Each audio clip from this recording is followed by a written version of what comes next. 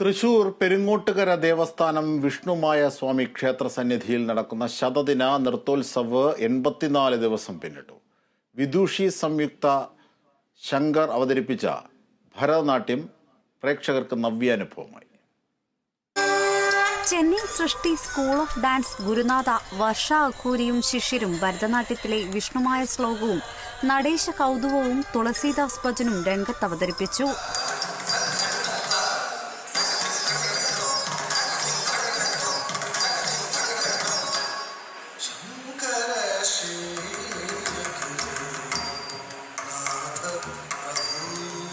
സുരഭി സഖിലും ശിഷ്യരും അവതരിപ്പിച്ച വിഷ്ണുമായ ശ്ലോകവും ലതാംഗി വർണ്ണവും ശ്രദ്ധേയമായി.